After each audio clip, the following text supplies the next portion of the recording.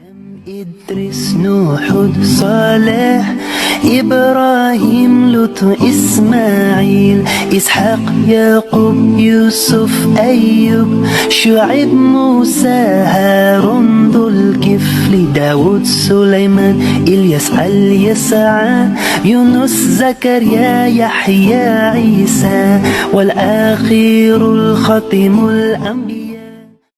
یونس علیہ السلام کا ذکر ہے۔ مچھلی کا یونس علیہ السلام کو زندہ نگل جانے کا واقعہ ہے۔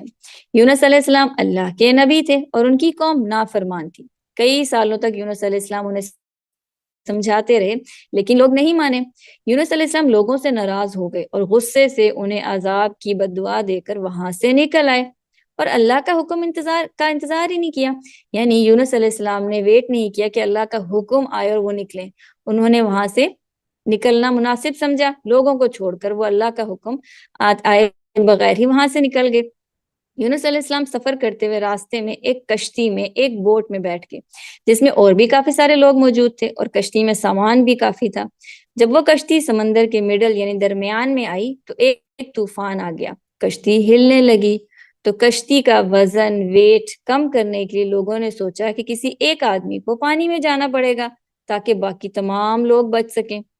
پھر سب کے ناموں کی پرچی ڈالی گئی، یعنی قرعہ اندازی بیلٹنگ کی گئی کہ جس کے نام کی پرچی آئے گی وہ پانی میں چلا جائے گا۔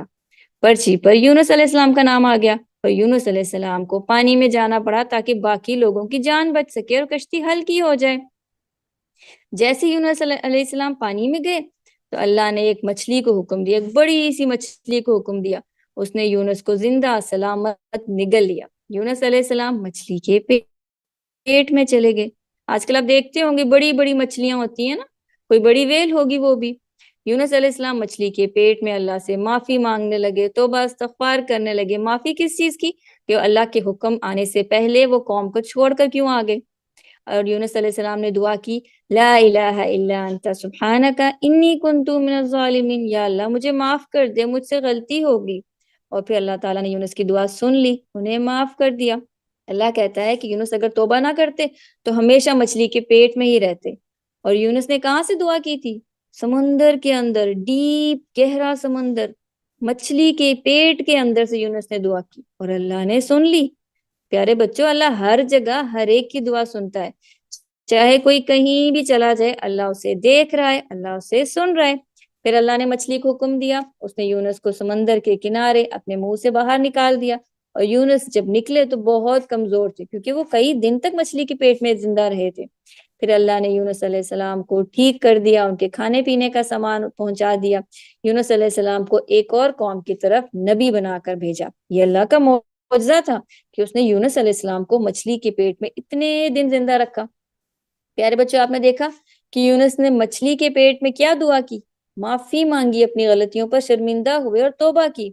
ہم سے بھی جب غلطی ہو تو اللہ سے معافی مانگنی ہے، توبہ کرنی ہے، اللہ معاف کر دیتا ہے، اللہ سیکنڈ چانس دیتا ہے۔ جیسے یہاں یونس علیہ السلام کو سیکنڈ چانس دیا، کیونکہ اللہ کو منانا آسان ہے، اللہ سے دوستی آسان ہے، اللہ چاہتا ہے کہ ہم اللہ سے دوستی کریں۔ سلام سلام سلام سلام سلام سلام سلام سلام سلام سلام سلام سلام